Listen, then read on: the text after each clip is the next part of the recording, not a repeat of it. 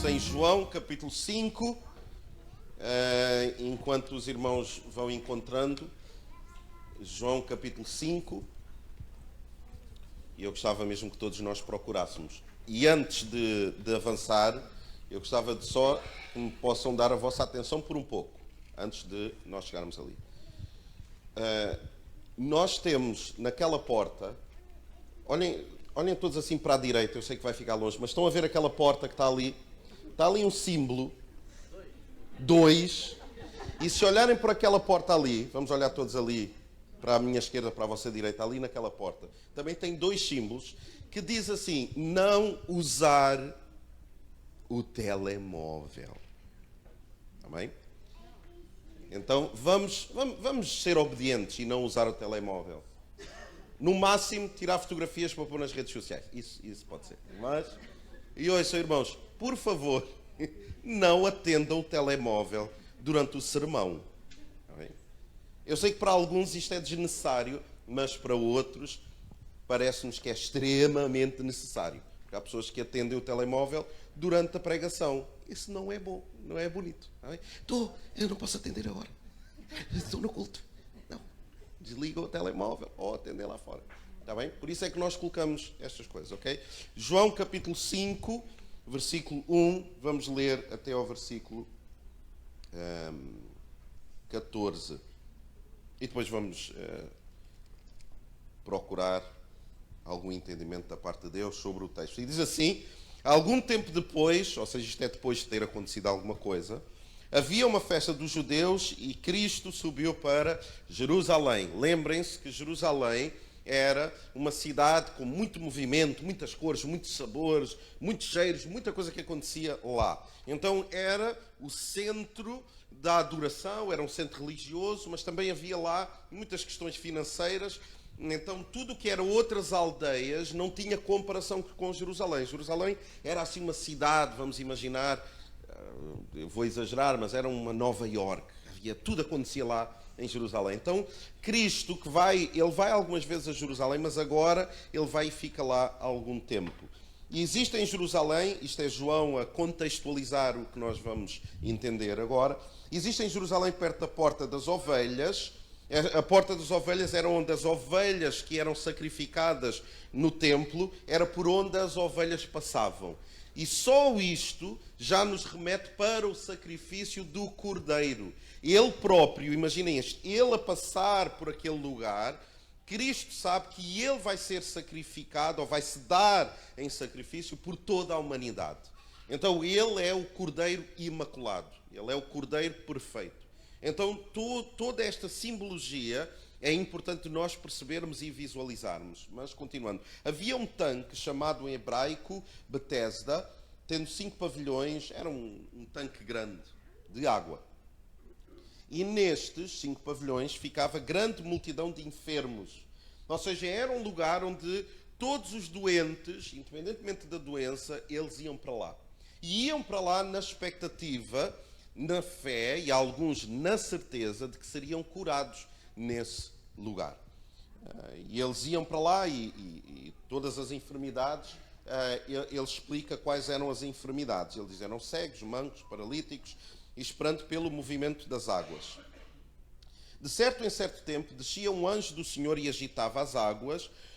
O primeiro que entrasse no tanque, depois de agitadas as águas, era curado de qualquer doença. Então as águas, os judeus, não quer dizer que fosse assim, mas os judeus tinham uma consciência, havia alguma coisa que era dita lá e eles acreditavam que aquelas águas eram milagrosas. Não eram necessariamente milagrosas, isso era o que o povo acreditava. O povo tinha esta ideia de que naquele lugar as águas eram milagrosas e o texto diz aquilo que eles acreditavam.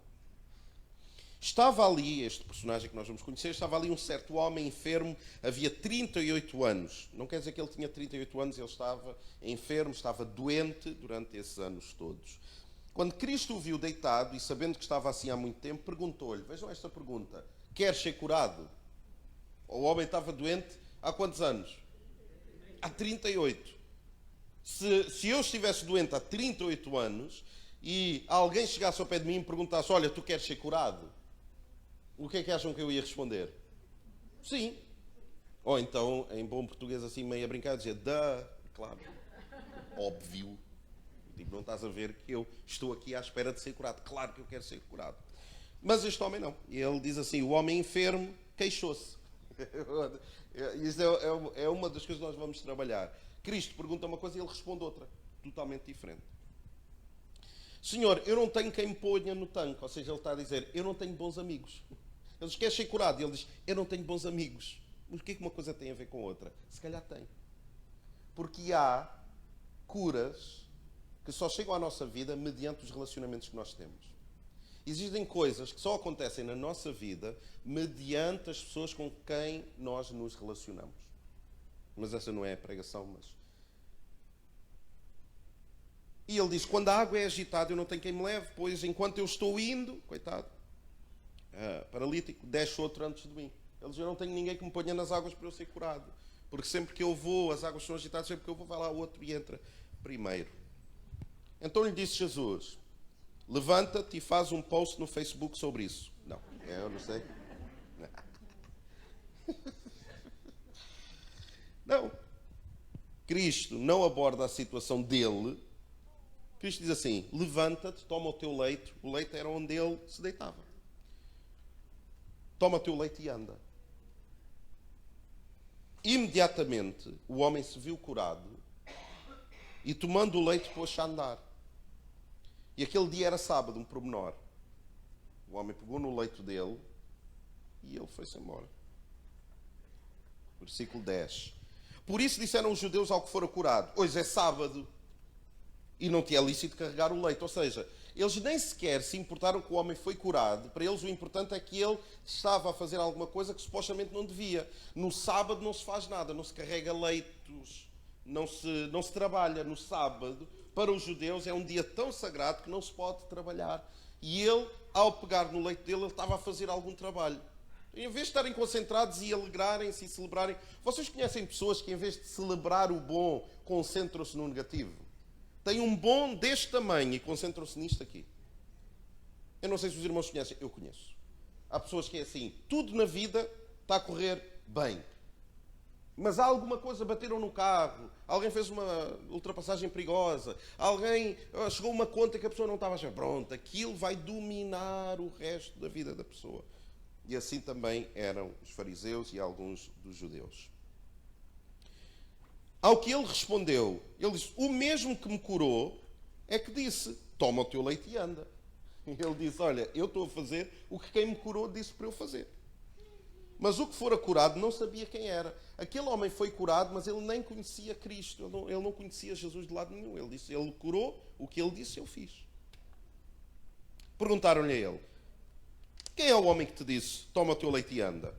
Mas o que fora curado não sabia quem era, porque Jesus se havia retirado por haver muita gente naquele lugar. Não é interessante que parece que há vezes,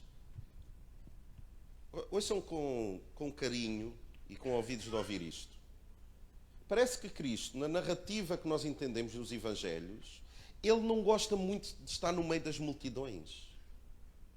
Ele parece que quando há muita multidão, ele ausenta-se, ele sai. E isto faz-me lembrar que não é por haver uma multidão muito grande que defende isto ou aquilo, não quer dizer que Deus esteja presente.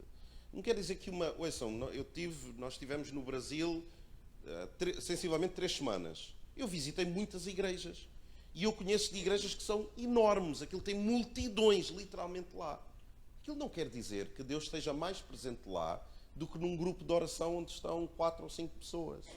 Às vezes, a multidão dilui aquilo que Deus quer falar connosco. Porque nós ficamos tão impressionados com o fogo de artifício, com as coisas que existem, e esquecemos, ouçam, que Deus está do lado dos desamparados, dos excluídos, dos discriminados, dos que estão em sofrimento, e não está necessariamente do lado daqueles que estão no poder, naqueles que são mais influentes, naqueles que têm mais capacidade, daqueles que têm os números ou até a razão do seu lado. Então nós devemos nos lembrar onde é que Deus está no meio daquilo que está a acontecer à nossa volta. Então diz que ele, porque estava lá muitas pessoas, ele não estava lá. E no versículo 14 diz assim: mais tarde, Jesus o encontrou, esse homem que ele curou, no templo e lhe disse: olha, isto é muito importante. Agora que já estás curado, não peques mais, para que não te suceda coisa pior. Não quer dizer que aquele homem nunca mais fosse pecar. Mas de alguma forma o que Cristo está a dizer é: agora que a tua vida foi resolvida, agora que Deus tocou na tua vida de alguma forma, toma juízo, toma atenção à tua vida, porque o milagre que tu sofreste, que foi uma bênção, se tu mantiveres os velhos costumes, se tu mantiveres a velha maneira de pensar, não só o que te aconteceu poderá-te acontecer, mas vai-te acontecer ainda pior. Parece aquelas pessoas que... eu tenho um amigo de infância que o pai dele morreu de cancro no pulmão. E uma das coisas que aconteceu, sabem o que é que foi? Ele fumava. Então ele teve uma grande problemática e ele foi curado. Não de forma milagrosa. Ele fez quimioterapia e o cancro regrediu. Sabe o que é que ele fez? Ouçam, não foi semanas, meses, anos depois de ele ter o cancro regredido. Não. No dia que... Eu vi, ninguém me contou. No dia que ele chegou do hospital em casa, eu fui visitar o pai desse meu amigo, visitar, ver como é que ele estava. Sabe o que é que ele estava a fazer? Adivinhem lá.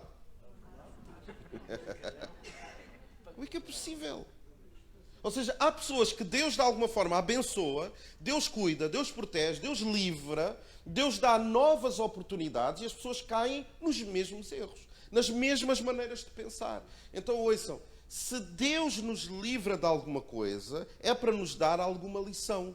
Ele não faz milagres na nossa vida, Ele não nos livra de situações apenas por livrar. Ele quer que nós aprendamos com aquilo que Ele faz na nossa vida. E nós não voltarmos a rotinas de pensamento, mentalidade de coração, com a mesma rapidez que nós tínhamos antes.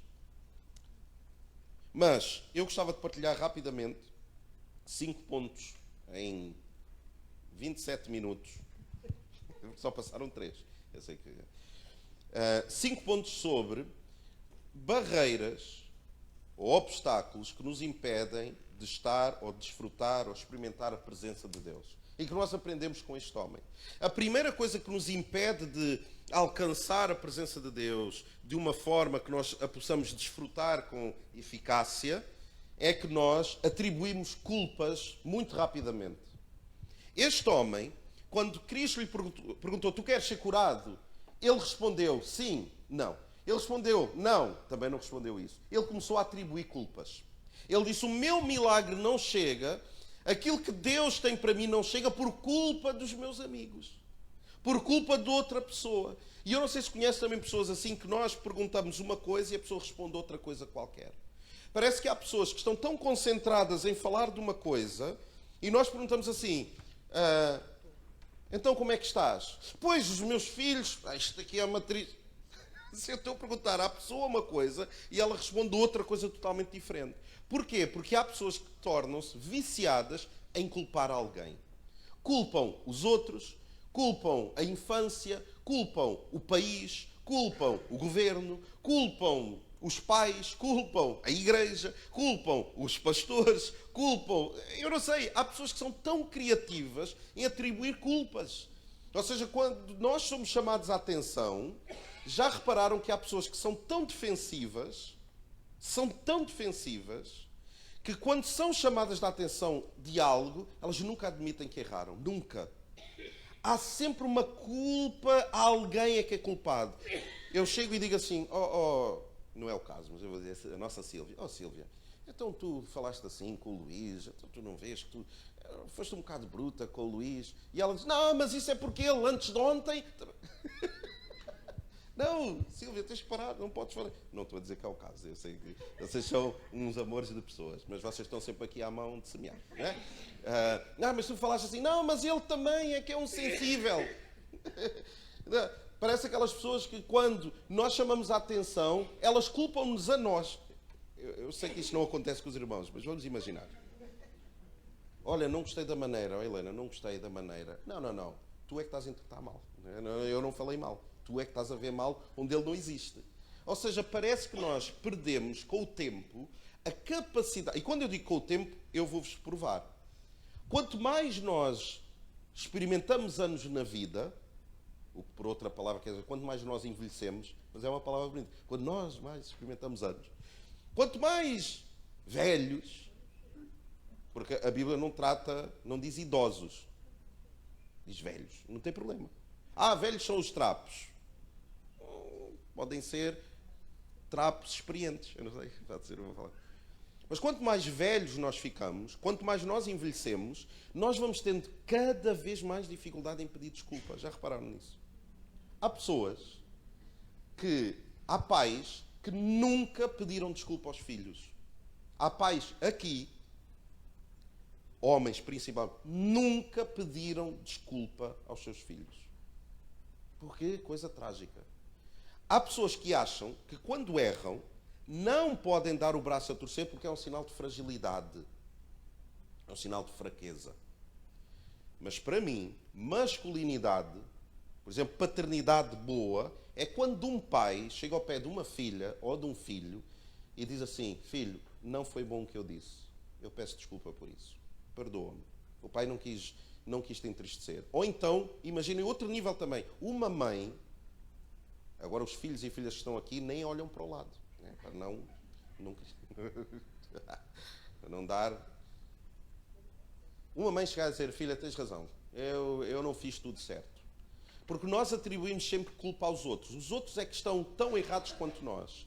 Mas este homem prova-nos que a experiência que nós temos com Deus deve ser uma experiência não de atribuir culpa, mas de fazer meia culpa. É bater no peito e dizer: é verdade, eu erro, eu não acerto sempre, mas Senhor, perdoa-me. Acolhe-me no teu colo e dá-me uma nova oportunidade. Pessoas que têm essa mentalidade experimentam a presença de Deus de uma maneira eficaz. Quem está sempre a culpar alguém não desfruta da presença de Deus. Eu escrevi assim: um homem pode fracassar em muitas coisas, mas só se torna um fracassado quando começa a culpar os outros. Quando alguém assume os seus erros, essa pessoa nunca vai ser um fracassado. Só quando nós começamos a culpar os outros, a culpa é dos outros, a culpa é do país e não sei o quê. Não, parem, não é assim. Então, não haja em nós este espírito de atribuir culpa. Número 2, uma coisa que nos impede de nós estarmos na presença de Deus de forma eficaz é falta de esforço. Há pessoas que não se esforçam. E o exemplo é sempre este, é sempre o louvor é sempre um termómetro, não é sempre, é uma generalização, mas pode ser um termómetro de como é que o nosso coração está. Será que nós nos estamos a esforçar na presença de Deus? Nós estamos aqui, neste caso estávamos 5, 6 pessoas aqui no grupo de louvor.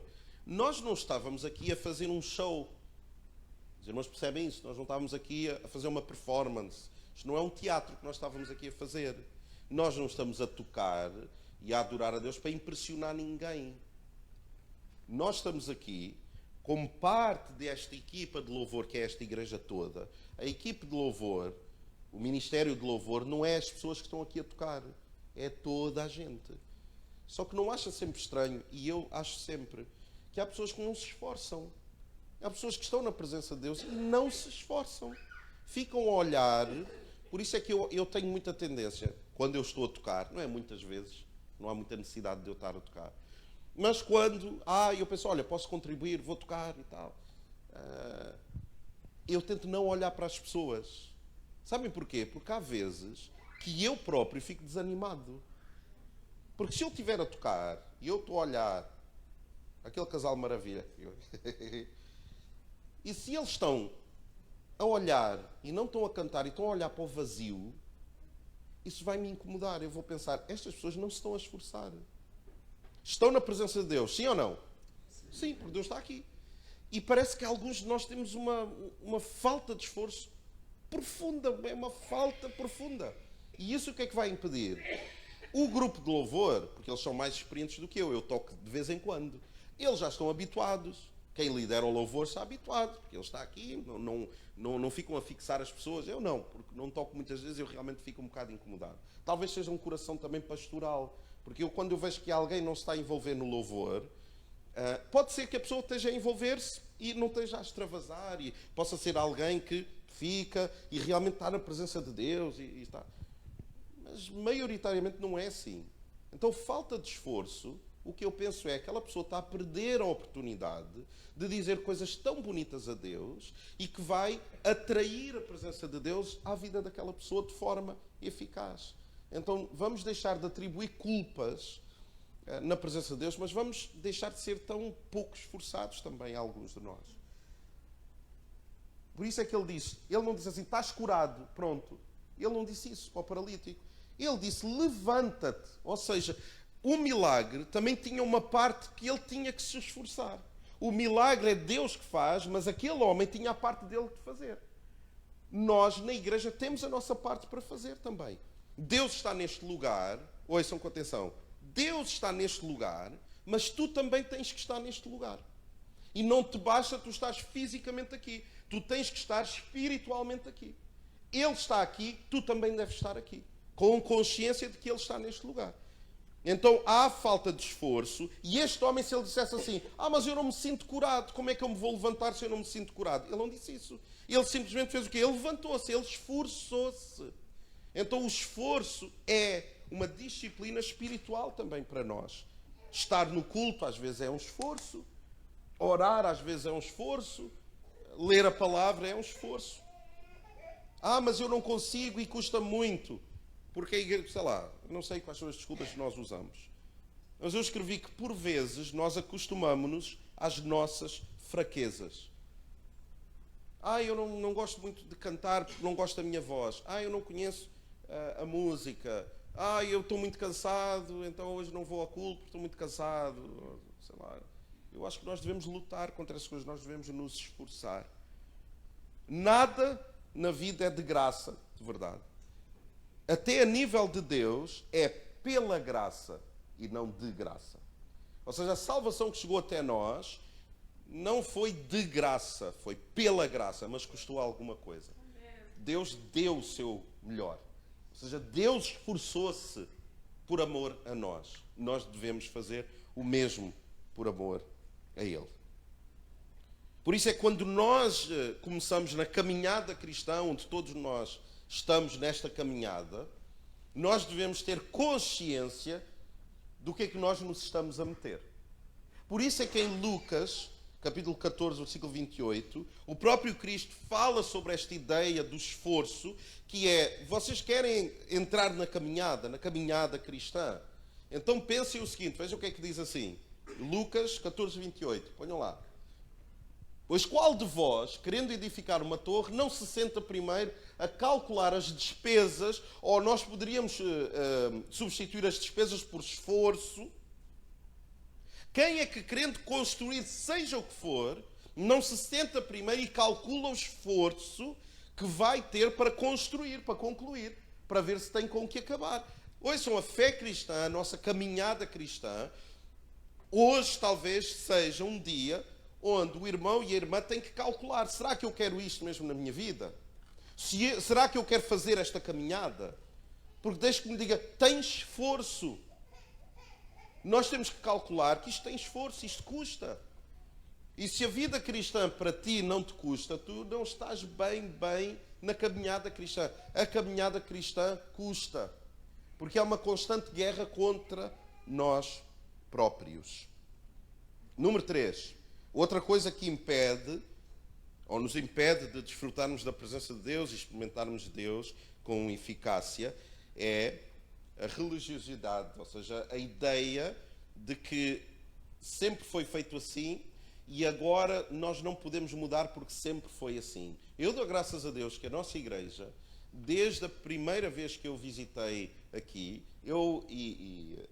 falando com o pastor sobre isso, eu percebi que esta igreja não está anexada, refém de um espírito de religião. Não está, graças a Deus por isso. Eu acho que os irmãos, um destes dias estava a falar isso com a Ana, eu acho que os irmãos, por vezes por estarem nesta igreja há muitos anos e não conhecerem outras realidades, às vezes não valorizam o aspecto doutrinário e saudável que existe nesta igreja, a sobriedade que existe nesta igreja em termos daquilo que é a religião, que aprisiona e oprime uma série de pessoas. Mas notem que estes homens censuraram o homem não pelo milagre, mas por ele ter pegado no seu leito, como eu há pouco falei. Então esta ideia da religião é quando nós anexamos Deus a uma maneira de trabalhar, a uma maneira dele aparecer na nossa vida, e sempre que Deus escolhe aparecer de outra maneira, nós já não o reconhecemos.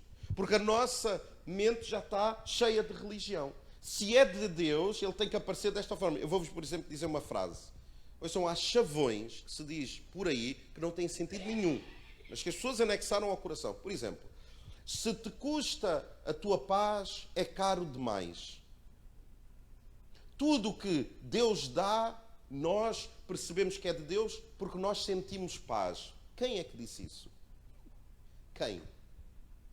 Na caminhada cristã, há coisas que nós fazemos, não é porque nós sentimos paz, é porque nós sentimos convicção. Nós podemos estar meio atribulados, aflitos. O próprio apóstolo Paulo, ele diz, houve alturas que eu nem sequer aguentei o que estava a acontecer. Eu fui atribulado, eu fui rejeitado, Quem é que, estando atribulado, sente paz? Paz é uma coisa que nós sentimos, é um bónus, é uma coisa incrível. Mas a ideia da paz não é uma ideia que é o que define se é de Deus ou não. Porque há pessoas, ouçam com atenção, há pessoas que fazem as piores escolhas do mundo e fazem em paz. Não, mas o que eu disse, eu estou pacificado com o que eu disse. Murmurou, magoou uma série de pessoas, prejudicou pessoas, mas está em paz. Então, desde quando é que paz é um sentimento que define se é de Deus ou não é? Não é. Há pessoas que fazem as coisas mais terríveis em paz. Eu já ouvi pessoas me dizerem, por exemplo, que deixaram de ir à igreja e estar em comunhão, mas que estão em paz.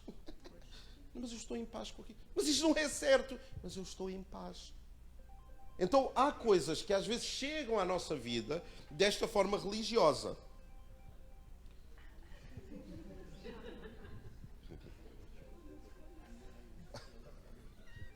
Não.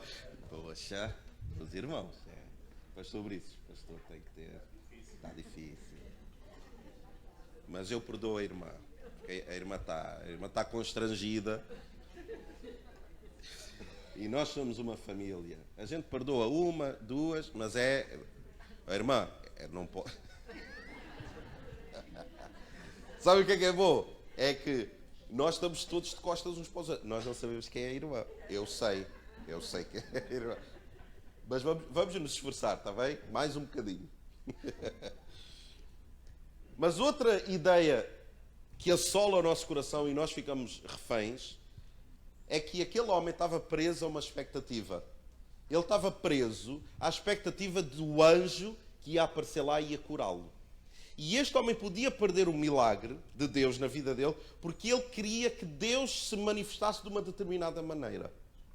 E quando Deus aparece de outra maneira, nós estranhamos. Então, se nós estamos presos a uma ideia quadrada, da maneira como Deus tem que manifestar, quando Deus se manifesta fora dessa ideia, nós já não o reconhecemos. Parece aquela ideia, aquela história, que alguém, houve umas cheias, e eu acho que os irmãos devem conhecer esta história, e o homem ficou num telhado, à espera de que alguém o salvasse. E veio um barco, e disse, venha, venha. E ele diz, não, eu creio em Deus. Eu estou confiante que Ele vai enviar a salvação. E o barco disse, mas homem, venha para aqui. E ele, não, eu confio em Deus. E o barco foi embora. Apareceu um helicóptero. Gostaram da minha interpretação do helicóptero? É o melhor que eu tenho. É o melhor que eu tenho para dar hoje. Venha, suba do microfone. E ele, não, eu acredito que Deus vai enviar a salvação poderosa, porque eu estou aqui a orar, eu estou a jejuar neste momento e Deus vai me salvar. E o helicóptero vai embora. E outras coisas acontecem, ele nunca aceita nada. Entretanto, as cheias continuam e o homem morre. Porquê que o homem morreu? Porque ele queria que Deus o salvasse de uma forma espetacular.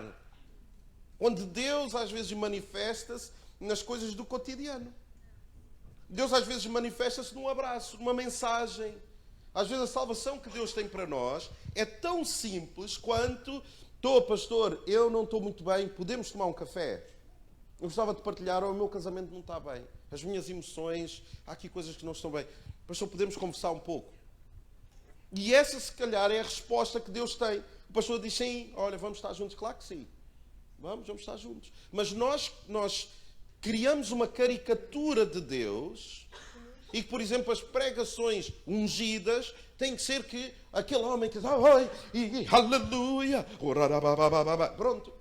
Se fizer essa performance, já é uma pregação ungida. Não é aquele pregador é ungido, aquele pregador é espetacular. Porque nós queremos que Deus haja de uma determinada maneira. Fazemos caricaturas de Deus.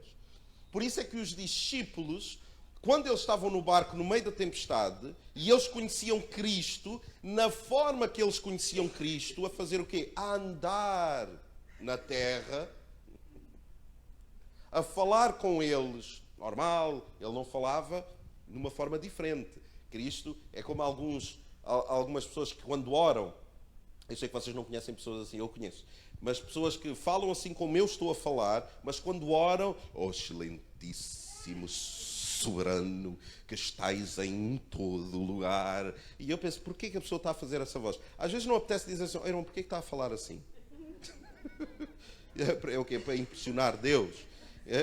Cristo, ele não falava de uma maneira diferente com os discípulos, ele falava normal. Ele era uma pessoa normal, vamos dizer isto, do cotidiano. Então eles estavam tão habituados à imagem de Cristo que quando eles estão na tempestade aflitos no barco e Cristo vem a andar como? Sobre as águas, o que é que eles disseram? É um fantasma. Porque eles não reconheciam que Deus se podia manifestar daquela forma. Que é: não, Cristo a andar sobre as águas, não, isso é um fantasma. Aquilo não é Deus. Um pastor que tem tatuagens? Não. Depois com tatuagens, todo tatuado, não pode ser de Deus. Tem lá qualquer coisa. Eu gosto muito dele. Gosto. Prega bem. Tem um bom ar. A esposa ainda lhe dá um ar melhor. É uma boa mulher. Mas aquelas tatuagens... Como alguém me perguntou se... pastor, as tatuagens são do diabo? As tatuagens são do diabo. E eu disse assim: não, estas são minhas. Estas são minhas. Então nós... paguei bem. Então nós colocamos Deus numa caixa e nós achamos que Deus só se pode manifestar daquela forma. Se este homem fosse religioso, ele ia pensar assim: não, eu não preciso de milagre nenhum, Deus vai-me curar lá naquele tanque. E tenham atenção sempre a isto. Quando Deus se move entre nós vamos aceitá-lo na forma que ele vier. Mesmo se ele vier num conselho do incrédulo, mesmo se ele vier num conselho, num abraço, vamos ter a humildade de pensar assim: eu não sei todas as coisas, quem sabe esta pessoa é a bênção, é o milagre que Deus está a levantar na minha vida. Não importa se é da igreja, se é crente, se não é crente, se é homem ou mulher, não importa. Quem sabe Deus quer usar esta pessoa. Tenho mais 2 pontos. No versículo 14 ele encontra aquele homem e diz, mais tarde Jesus o encontrou no templo e disse: veja que já está curado, não voltes a pegar para que não te aconteça coisa pior. Outra coisa que nos impede de desfrutar da presença de Deus é a memória curta. O que Cristo está a dizer é: Deus fez um milagre na tua vida, lembra-te disso. Não voltes às tuas rotinas, não voltes à tua vida normal sem ter consciência daquilo que Deus fez na tua vida. E uma das coisas que eu, como pastor, mais vivo, e o pastor Brice já te concordar comigo, é pessoas que têm memória curta. É pessoas que sabem que Deus fez milagres na sua vida, mas logo esquecem, logo deixam de estar na igreja, na comunhão dos irmãos, logo abandonam a fé porque têm memória curta. Há pessoas que Deus as livra hoje e a pessoa não tem um espírito de generosidade e compaixão e misericórdia para com os outros, por exemplo. Há coisas que Deus fez na minha vida. Por exemplo, nós estávamos a falar ontem, ao jantar, eu estava a falar sobre isso, e estávamos a falar sobre uma situação que aconteceu com um outro colega nosso, um outro pastor. Uma situação complexa. E eu lembro-me de eu estar a dizer, que tragédia que aquilo deve ser para toda a gente. Que tragédia que deve ser. E sabem porquê que eu me compadeço? Porque eu já passei por situações onde só eu é que sei o que sofro e o que sofri e que Deus me livrou. Então, quando eu olho para as situações dos outros, em vez de apontar o dedo e condenar e dizer, pois, isto é por culpa de não sei o quê, sabe o que é que eu penso? Olha, que o Senhor me ajude a nunca passar por uma situação dessas. E isso é fruto do quê? De alguém que não tem uma memória curta. Que nós não sejamos um povo com um Alzheimer seletivo ou de memória curta. Que quando nós sairmos deste lugar, nós possamos sair com a memória, com a consciência daquilo que Deus tem feito em cada um de nós. E por último, e termino, alguma coisa que não nos permite estar na presença de Deus com eficácia é que nós não honramos o Filho. Depois de tudo isto que aconteceu, Cristo ele está a falar com o povo e ele diz alguma coisa interessante. Ele diz que tudo o que aconteceu, todas as coisas que acontecem, têm um propósito. E ele diz assim, no versículo 23, vejam se isto não é interessante. Diz assim, a fim, quando diz aqui a fim, pensem, tudo o que me acontece, tudo, as tragédias, as coisas boas, tudo o que acontece é com este propósito. A fim de que todos honrem o Filho exatamente como honram o Pai. Aquele que não honra o Filho, não honra o Pai que o enviou.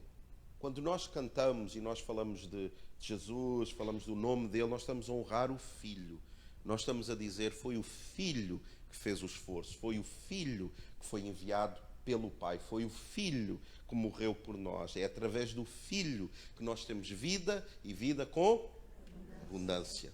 Então nós devemos honrar o Filho. Não apenas buscar o Espírito Santo e as suas impressões em nós, porque de repente parece que só se fala do Espírito Santo e nós esquecemos o Filho. Nós devemos honrar o Filho também.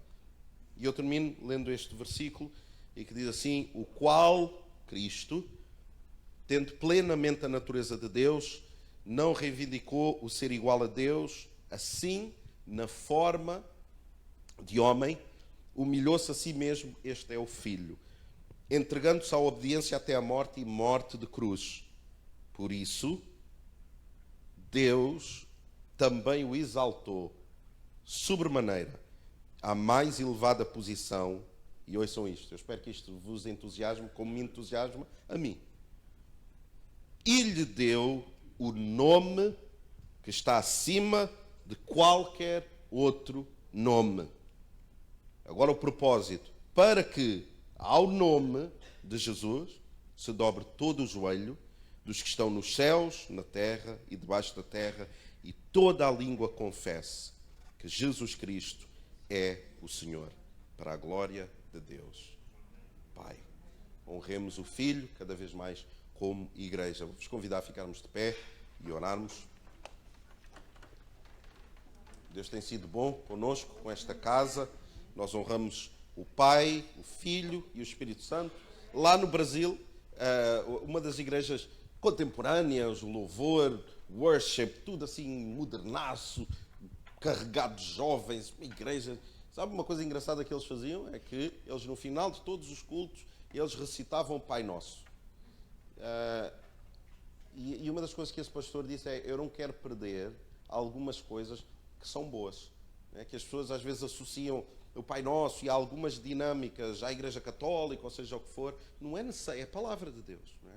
Então, quando nós falamos em nome do Pai, do Filho e do Espírito Santo, é porque nós amamos a Trindade, nós amamos Deus por completo. Nós não amamos mais o mover do Espírito Santo do que amamos o Filho.